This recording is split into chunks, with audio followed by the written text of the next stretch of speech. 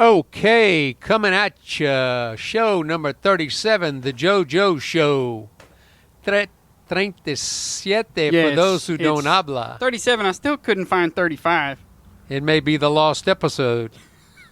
Yeah. Yeah. Yeah. All right. Maybe they'll find it with Epstein. Yes, find it, please. Look, we got to rat-a-tat-tat, okay? Rat-a-tat. We have to rat-a-tat-tat, okay? Hottest topics north of the tropics, Yes. globally, nationally, locally. You know, locally and nationally, you know what we're into. It's that time of year, less than 48 hours away. Yeah. Rat-a-tat-tat. Yeah, 48 hours. You mentioned Epstein. Look. Back in the news. I know, but here's my theory on the whole. By now, unless you've been living under a total rock, you've all seen the memes. Epstein didn't kill himself, and yes, I understand that. And I heard Don Lemon. I don't watch CNN. I don't know how true this is. Don Lemon asked Hillary Clinton, who's making the rounds on the the circuits and stuff like that. On the fake news outlets talking about how'd you kill Epstein or something like that. Okay, there's an angle here. First and foremost, if they really wanted the Epstein story to go away, they'll just make it go away. Okay, so here's my theory on the whole Epstein didn't kill himself thing. Now, kudos, because at least it's like making people kind of remember, and people have been getting very creative with these memes, and they're good, they're funny. They had Mike Tyson on one. They had a couple of other ones. Right. Maybe if you watch our look at our Instagram, maybe we'll post a couple of them. But here's my take on the whole Epstein didn't kill himself thing. It's the perfect cover for Epstein still being alive. Yeah. How's that? Yeah. I'm sure he's somewhere, basking wherever he's at and doing the same thing he was doing before. What would stop him? The biggest notoriable pedophile in the whole world had blackmail information on everyone. The ABC story, the woman reporter, Amy Boblock or Knobloch or something like that, came out and said she had the story 3 years ago, but she wanted to go with Clinton and Epstein on it, but the UK stopped it because it involved the prince. Okay? So the prince is involved. They stopped it. Then that was news Monday and Tuesday. So you watch the 5:30 news Tuesday afternoon with that guy David Murr, who sounds like he's reading out of the National Enquirer, and you hear nothing about it. Nothing. Yeah. And she had the cojones, so to speak, to say, hey, I had this story 3 years ago and it was killed. It was quashed. And look where we're at today. Right. They're all full of BS. I hear you. If you're still watching Alphabet Media, ABC, NBC, CBS. Really? Even Fox is going the way of the dogs. Yeah. CNN and stuff like that. I mean, dude, just, you got to find alternative forms of media. That's it. And it's out there. It's out there. It's a lot of it. It's out there. And it's so much out there that I told you we were going to rat-a-tat-tat you. And this has been on the burner. I sent this to my mom. She was like, yeah, I knew about that. Yeah, my mom did know about that. Thanks, Mom. Anyway, so here's something that I saw today on, the Corbett Report. Thank you again, Corbett Report, for reminding us these things just don't go away. Check the link, folks. It is, we'll put a link below. And here it is. This is from the American Institute for Economic Research. Peter C. Earl, November 4, 2019. While you slept, the government created internal passports, which is this federal real ID. Now, they've been after this for some time. I'm just going to read rat-a-tat-tat through it. The deadline of yet another and perhaps the most insidious element of the post-9/11 initiatives. Okay, a partial list of which included the establishment of the Transportation Security Agency, TSA, the ones that humiliate you at the airport. Right. The Department of Homeland Security, they don't have to answer to the police DHS. or the sheriffs or anybody. They're their own government entity. Right. They're actually filled with a bunch of ex-military government contractors that work for like Dynacorp and stuff like that and Blackwater. So, that doesn't raise any red flags or anything. Anyway, so... never-ending international war against nebulously defined non-corporeal enemy terror. Anyway, so is less than 1 year. So this thing is less than 1 year from coming to fruition, beginning no later than October 1st, 2020. Citizens of all U.S. states and territories will be required to have a real ID compliant card or U.S. passport to board a commercial plane or enter a federal government facility.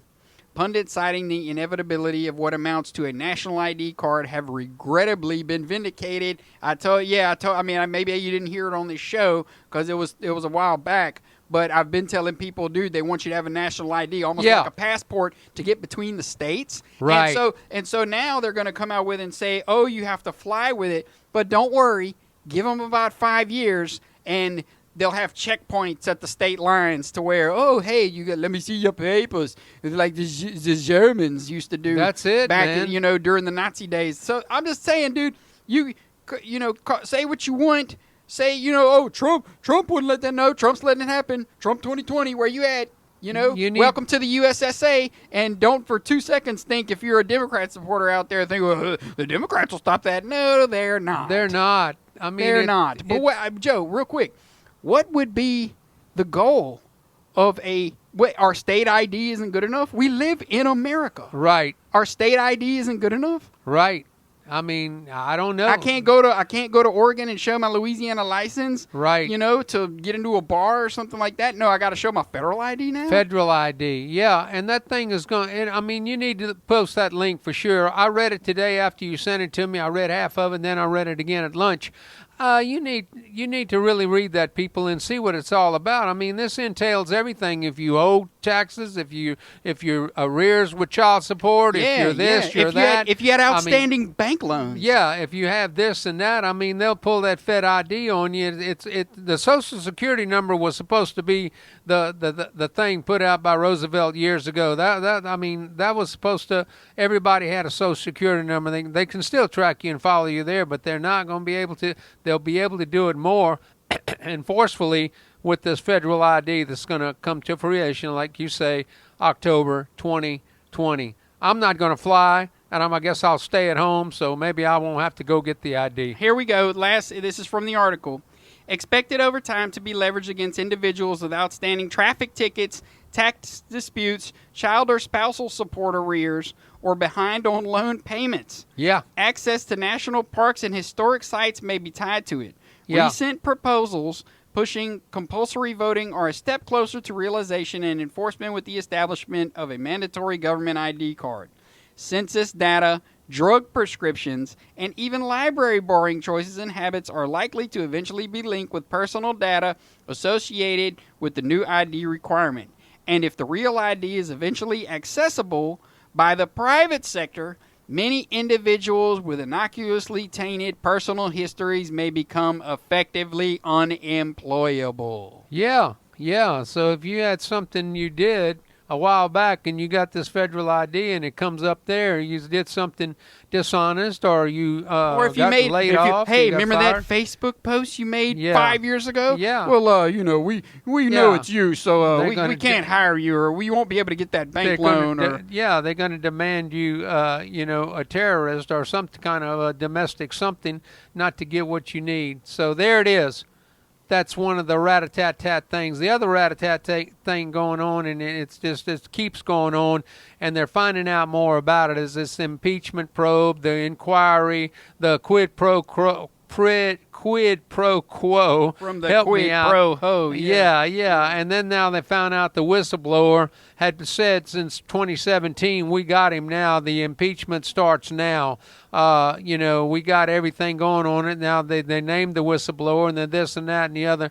It's going to be televised the next month. Now you're going to be able to see it again. And it's just a ploy to let these Democrats get in there, the baby killers, the people giving these Democratic cities that are going to crap in a handbasket, literally crapping on the sidewalks. It's just a ploy for the Democrats to put this in front of you so Trump won't be reelected in 2020. The impeachment's going to help him. Proceedings is helping him each and every day. These people do not stop. What are they doing for the country besides every afternoon putting this crap on TV all day? TV, and then it's going to be televised. What do you want? And Trump goes to work every day. He was today on TV doing praising that they nominated 150 federal judges, two people from his tenure here, administration, two on the Supreme Court. So stop it, people.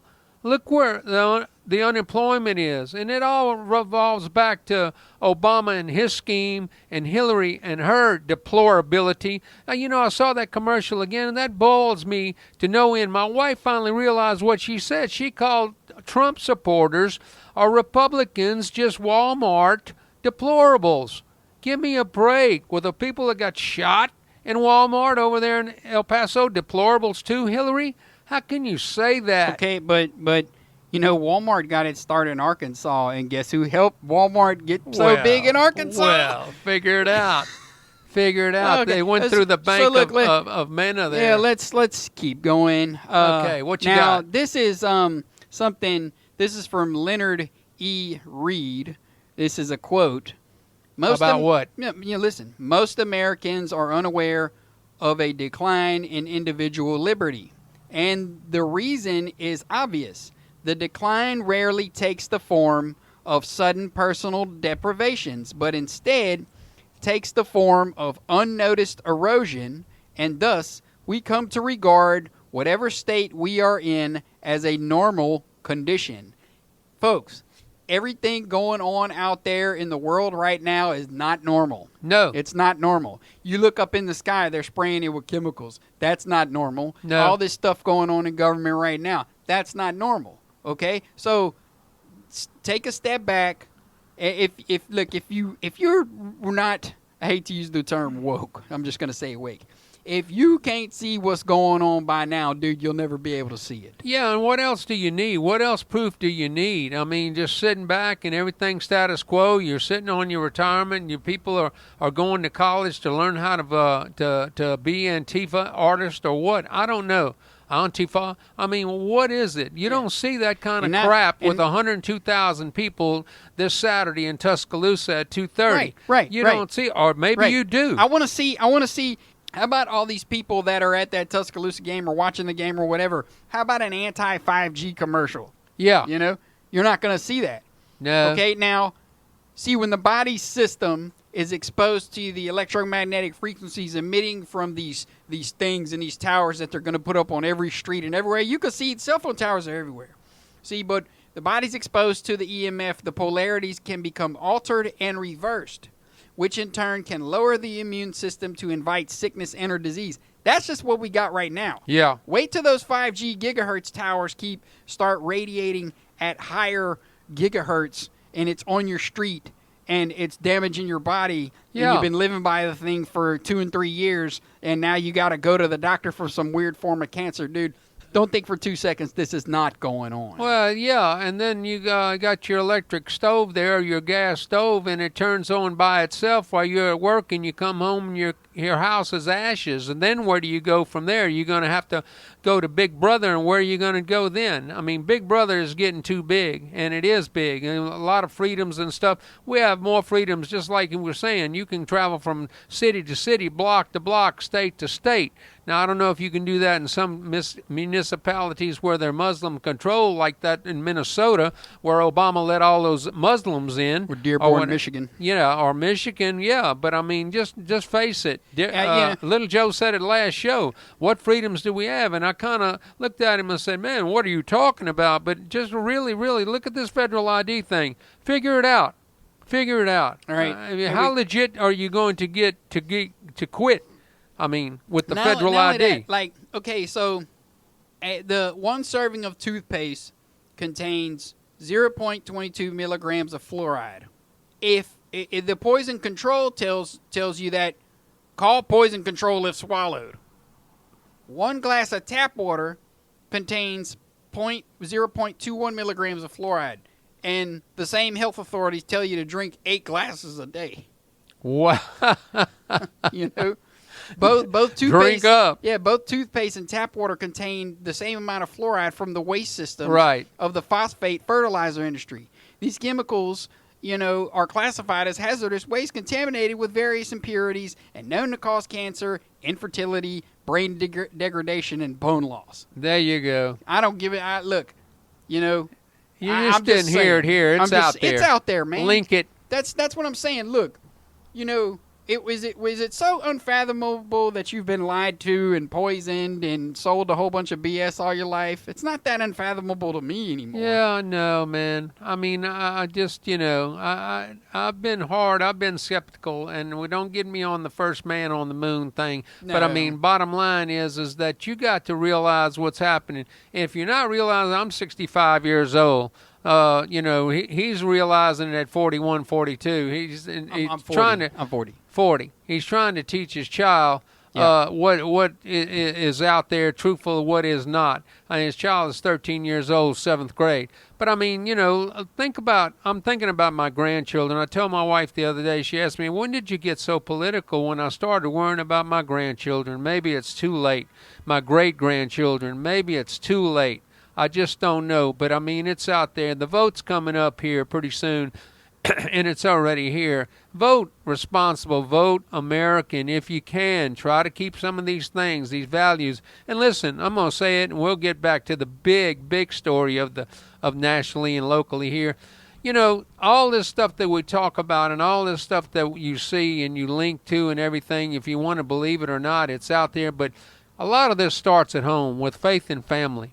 And I said it last week, faith, family, football, feast, Thanksgiving, this, that, it's coming up, 'tis the season. But bottom line is, it starts at home. You want to pray, they're taking it away, you pray at home. You want to believe on the American way, you teach it inside your domicile in your house. Your TV or your phone may be picking up everything you say and relaying it to a satellite in the sky and going to Big Brother and the Fed and they're seeing what you're saying, that you're going to pop firecrackers and you're going to take all, you're going to do this and you're going to do that, and you don't like what's going on, this and that. But just teach it at home. Teach that. That's how it was taught to me. That was taught before us. I mean, my parents lived through the Depression. My father was born in 1908, lived through the Depression, where there was 3 or 4 families still living with him after the Depression. People were living with him during the war. After the war, they survived all that. I say, why? I grew up with Vietnam. I grew up in the Cold War. I grew up with Khrushchev. I grew up afraid that the Reds were going to push the button down. The Bay of Pigs, Cuba. We were digging holes out there in the field. We played. Assassination. Yeah. The JFK assassination. Couldn't believe it. 4th grade teacher came out, said the president's been shot.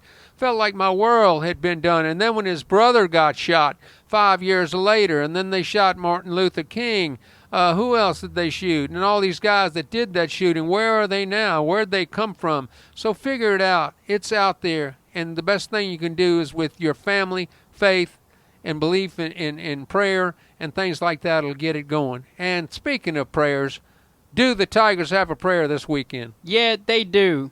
Let me just rattle off a couple of facts, and then we'll start breaking down a couple of things that we know already. Okay, so the Tide have given up just 9 points per game during the 8-game series. Okay, ever since LSU beat them last. Right. Okay, 9 points per game. Wow. LSU's coming off a bye. Alabama's coming off a bye. Right. Okay, Bama has won the last 3 home games in Tuscaloosa by 16.3 points per game. Wow. Let me say that again.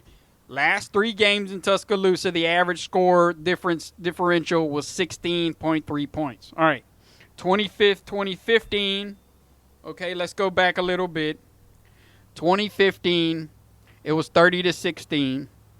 At LSU in 2016 was 10-0. That was Jalen Hurts. Yeah. If I'm not mistaken. Yeah. 2017, Jalen Hurts. Alabama had him at home 24-10.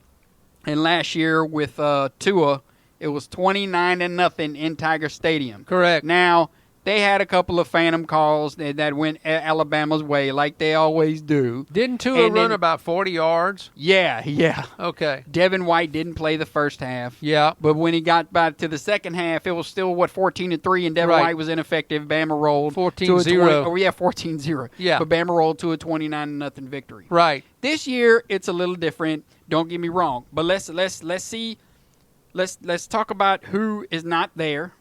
Well, for LSU, I mean, you're going to come back to the same old story. Divinity all of a sudden is not going to play the bye week, whatever. Who knows? And now Divinity is gone. Okay, he's left the team. I'm sorry, bros, but I'd like to be with y'all, but I'm not. Taking care of some personal stuff. I don't want to delve in it. If he broke some rules, this, that, and the other, they're not going to tell you the truth. And then Delpit hasn't been practicing. A couple of old linemen in and out of practice, this, that, and the other. None of the key offensive starters, the key playmakers, they're all there, especially Joe Burrow. Joe Burrow is a factor in this game. If he has time to throw, he's had time to throw. 3 to 5 seconds, that's all you need. Alabama, that's all Tua needs. And to think that Tua's not going to play, Tua's going to play. If Burrow, they said today, Ogeron said they let it out the bag last year, that Burrow played with a separated shoulder. Okay? He played against Alabama with a separated shoulder. He passed for less than 200 yards and 1 interception. Blah, blah, blah. Didn't know that. So if you think Tua's not going to play, Rabelais said it in the paper, Tua's going to play. If he's 60% Tua, he's better than 0 Tua. And then again, they just need a game manager. If you look at the series of Alabama's quarterbacks, except McCarron here a while back and then Tua, they just have game managers. They get out there, run the same basic play, run this and then that defense, which is not as good as it has been. Alabama lost 2 or 3 starters to injuries before the season even started. He's got a young defensive back crew. That's going to be the test to see if LSU gets to do what they need to do. LSU's run game will have to really produce to set up Burrow a little bit. But, I mean, if Joe's got to get in a passing match back there, all Alabama's going to do is send the whole house, and the defensive backs will hold their own. On LSU's defensive side, you got to watch those 3 receivers that Alabama has. Judy, Waddle, and Smith. Yeah. The Smith kid from right here in West Feliciana. So, it's still up to grabs. The spread is 6 points, 6.5 if Tua doesn't play. If Tua plays, it jumps up to almost 10 and 11. So go figure it out. There's that 9-point in there. So between 6 and 11, there's that 9-point margin of victory in the past three or 4 ball games in Tuscaloosa. All right. Last time LSU was in Tuscaloosa, they trailed 14-3 at halftime, despite having 176 to 166 yard edge over Bama. So they had a 176 to 166 yard advantage over Bama and trailed 14-3. All right. So look, hold up. Last year in Tiger Stadium, LSU's 306 yards was their most versus Alabama since 2012. Wow. Yeah. Wow. So, and they got 306 yards, the most they had against Bama, and they lost 29-0. Yeah, didn't score a point. So figure it this year with Joe Burrow and the offense the way it's clicking now, there ought to be at least, the over and under, both teams are averaging nearly together. Combined, both teams are averaging 95 points a game. But how about this? About this? Who has Alabama played? Okay. Now, granted, we've had some blowouts and they pull the starters and yada yada yada. I've seen the Scabiners, the practice squad has even made it into the games. Right. Duke, New Mexico, South Carolina, Southern Miss, Ole Miss, Texas A&M, who's garbage, Tennessee, more garbage, Vanderbilt. Arkansas, hot garbage, and now they've had a bye week to prepare for LSU. So Bama really hasn't been tested. Well, and I feel the same way about Ohio State. We're going to get to the CFP in a second, but I feel the same way about Ohio State. They don't play the crux of their season until they have to play Penn State and Michigan coming up. Yeah. And they say Michigan is resurging because they plastered Notre Dame. I watched Ohio State whip up on a pretty good Wisconsin they'll team. Dismantle. Ohio State will be methodically dismantling of Michigan and Harbaugh. But the thing of it is that when you say they don't play a lot of quality opponents and their strength of schedule, their SOS, they've played 8 ball games. They've matured. They've learned. They've clicked. They've did this and that until Tua got hurt. He was in the Heisman running again, which is like this beat Bama yoke I got right here. That yoke, that Heisman yoke, is heavy on these kids. Everybody starts to read that. Everybody starts to feel it. And then you got to go out there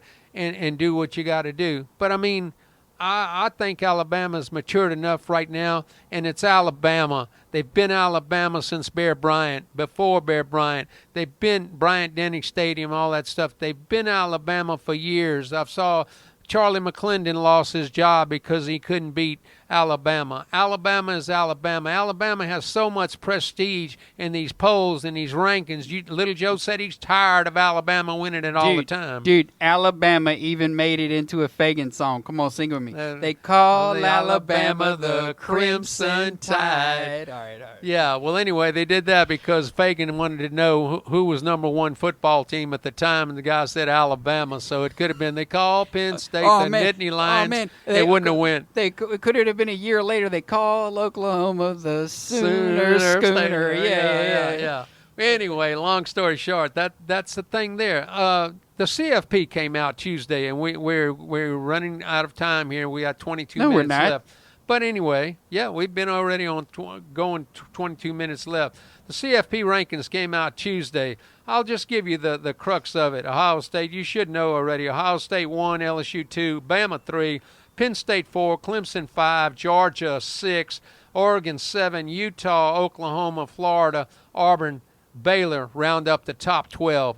Now, there's a couple of teams that are undefeated. Minnesota. And let me tell you about Minnesota. You talk about strength of schedule. Minnesota played South Dakota State, Georgia Southern, and Fresno State to get 8-0. First time they've been 8-0 since 1941.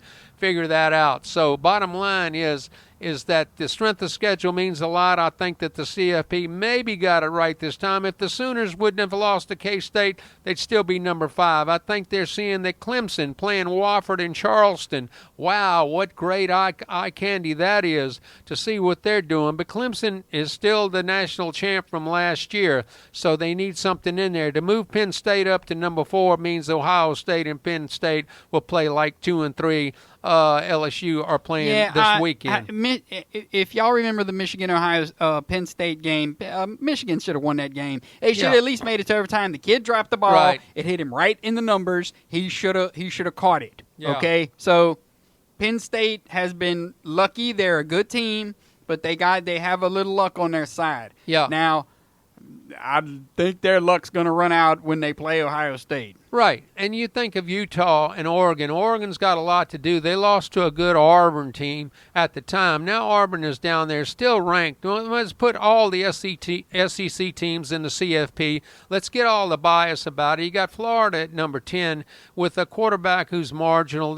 Florida still doesn't have the offense that they used to have, and they have the defense probably. But Florida and Georgia, I mean, they socked themselves in the face the other day. Georgia was unimpressive, if you ask me. Ask LSU how Georgia is. I mean, let's face it, the Kirby not-so-smarts, they're out of it. Unless they run the gauntlet, they beat the West champion in the SEC championship, and they'll have one loss, just like the Sooners will have one loss. The Sooners run all the way through. They'll have more prestige than Utah and Oregon to get in because they've won the Big 12 conference. And they've dug this hole for themselves. They're expected to lose this weekend, upset alert, blah, blah, blah. In November, the Sooners are what? They haven't lost since 2014 before Lincoln Riley got there. That's right. Championship November. All the time. 3 straight. 15, 16, 17, 18. That's 4 straight Big 12 championships. No loss November. We don't call it no loss. We call it championship November. That's it. 5 CFPs for Alabama the past 5 years, 3 CFPs for the Oklahoma Sooners the last 3 years. Their grave is dug. They have to fill it up and get out of that hole, and I think they can do it. All right, I'm not going to get all statty on you. We're running out of time. I'll wait till we win, and then we'll see what happens with LSU Alabama. Then I'll come back and be like, aha, or I'll be like, I'll get all statty with you then, or whatever. We'll have a lot to talk about next week or next show. Penn State is playing Minnesota. 11 Ohio o'clock. State is playing Maryland. Don't see a problem with that. Oklahoma is playing Iowa State at 7 p.m. on Fox. If you want to watch a little football after the Bama game, then you know where it's at. But of course, the big one everybody's played, the 2 undefeateds in the SEC, that vaunted SEC, the toughest conference in America, as we're told by ESPN. Right. That's what everybody's going to be watching. We're going to be watching it. hey, we might do a show right after the game. Yeah, I hope so. Well, We'll do I think it. we'll do something Sunday. Yeah. Or, Monday. Monday. But listen, and it irks me. Again, you got the ESECPN. And then Herb Street's up there saying the other day while they had the big basketball in Madison Square Garden, the collegiate season starting out with 4 powerhouses, Herb Street's up there saying, I believe Ohio State really deserves to be number 1. I mean, their offense and their defensive, now they have a defensive stalwart standout that's in the Heisman Trophy winning the running. Yeah. Okay, that's fine and that. But Herbie State says that I believe that. But really and truthfully, give me a break. Really and truthfully, at this point, it's anybody's race. It's still anybody's race. Nobody looks like the clear-cut winner for anything. Like I said, we've said this before. LSU has looked crappy at times. They've won games. Alabama's looked crappy. We definitely have looked crappy at times. Ohio State has looked suspect, but they're winning the games and stuff like that. But now we're into November, and like I said last week, just when you think you got this all figured out, you ain't got it figured out. No, so it's there. It is what it is. I mean, the first rankings are going to rankle everybody, so to speak, and give you some water cooler talk and where my school should be up there and all that stuff. I mean, it is. I think the CFP kind of got Utah in there, Oregon. I mean, they moved some of the SEC teams out of there, the top 12. I mean, Baylor's 12, and they've undefeated, and Baylor has to play TCU this weekend, the old Southwest Conference battle, and I mean, TCU they're down to their freshman 5-star quarterback. They've started the past couple of games because a couple of the quarterbacks left. I mean, the people don't want to play, just left. I don't know if they entered the transfer portal or one was a transfer to begin with. But, I mean, you look at football across the map, college football, and it is the eye test. You like that Ohio State. You want Ohio State and Ohio State and, say, Oregon to play? Yeah, Oregon's been there before. You want to see Alabama and Utah play? Yeah, Utah beat Alabama a couple of Sugar Bowls. Bama fans don't want to see that. Yeah, I mean, that's what I'm trying to say. You want to see Georgia and LSU play in the SEC championship? Georgia does not want any part of LSU. I'm telling you right now. I know that for a fact, but who wins, who prevails, how's it going to play out and say LSU loses, LSU wins, and I'm pulling for LSU. I'm not thinking, I'm not believing, I'm not hoping. I know LSU can win the ball game Saturday. There's no ifs, ands, or buts about it. This is their best chance they had. Their best chance. But give me the scenario. What happens if Alabama loses, Joe? If LSU loses, they're out. Yep. If Alabama loses, they still have a shot. I guarantee it. Of course. I know Tiger fans don't want to hear that out there. Yep. But look at all the teams that have made. They're not. Alabama's made it every year. Oklahoma's made it the last 3. Ohio State has made it. I'm sorry. College football is rigged just like everything else, just like the NFL. Those marquee teams that travel well, I'm not saying LSU doesn't travel well. Right. But if it comes down to an undefeated Ohio State, an undefeated Clemson, and a Big 12 champion Oklahoma, or even a Pac-12 champion, right, a one-loss Pac-12 champion, and Alabama, you are getting left out. Yep. Tiger fans, I told you back in August that LSU was going to win this game. I'm still rolling with LSU because of Joe Burrow. But you do realize if you lose this game, you will be gone and forgotten for the rest of this year. Okay, well, let's figure it out. All right, well, we were saying that, Alabama's in if they lose. Everybody kind of figures that, knows that. We're not telling you something. All you Tiger fans, don't get mad. I'm telling you the truth. People across the Sabine River, you could probably care less. If LSU wins, Alabama still got a shot. But if Alabama wins, LSU ain't got no shot. Right. I'm telling you that because Alabama ain't going to – they're not going to lose to Auburn. They're not going to lose to who else is on their schedule. Okay. And then they'll go to the SEC championship and probably win that game. Right, but okay, like say, LSU wins. They go to the SEC championship.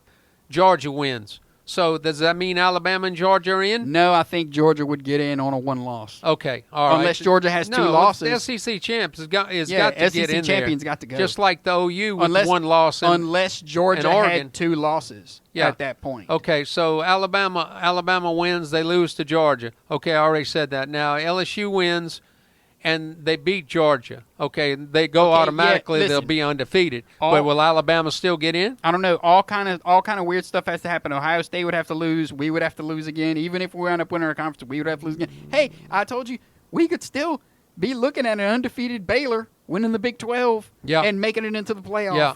They're not. You're not going to snub an undefeated team, right? Because Baylor would have to go undefeated and win the Big 12, right? To win, Yeah, I'm just saying. But I'm just saying that I don't think that's going to happen. But I'm just telling you the scenario. Clemson could lose. Yeah. Clemson could lose the ACC championship. Nothing's set in stone. That's what a good thing about this year. No, there's no clear-cut team that you could just say, oh yeah, they're in. And if you're talking about a college football playoff, here it is. I mean, you got 2 to 3 weeks. This is it. You got 2 to 3 weeks of November till December 1st when the final rankings come out and everybody knows where they're going.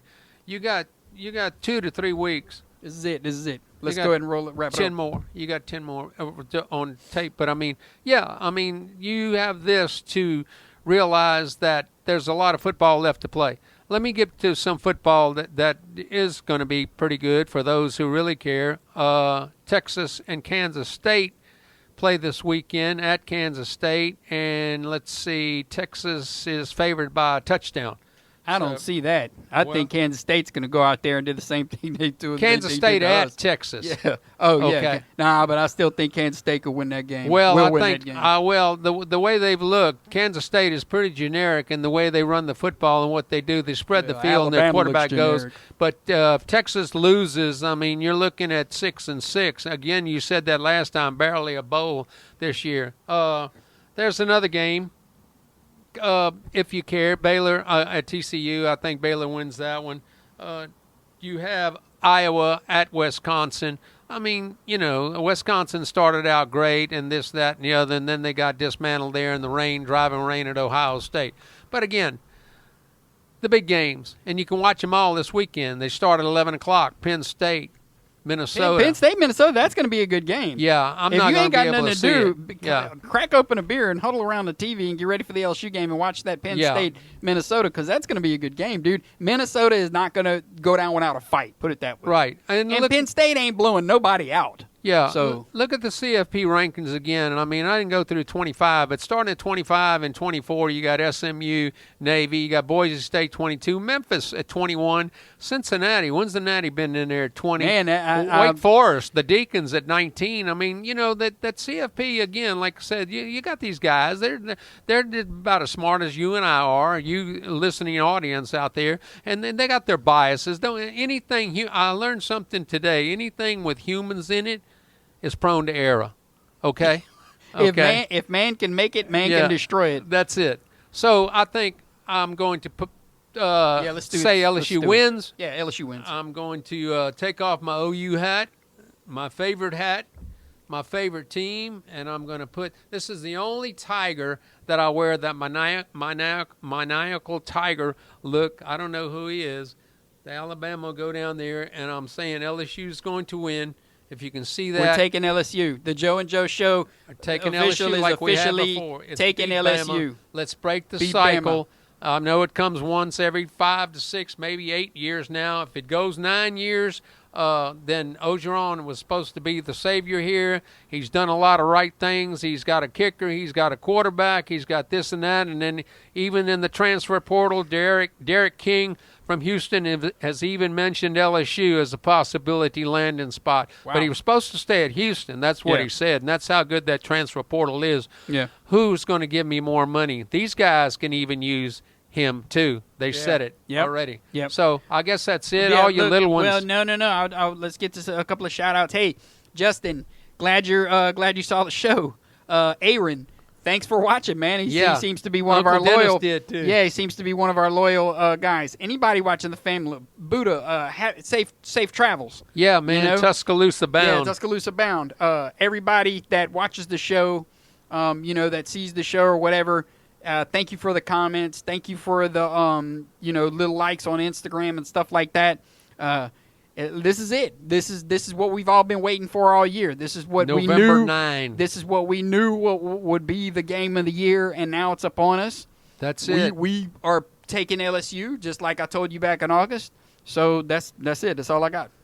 Hey, Kane Taylor, stay cool, stay warm. Yeah, KT. Stay cool. You're a cool guy, but stay warm up there in Missouri. The cold spell is coming through. Don't believe in that, the climate change thing. It still gets cold up there.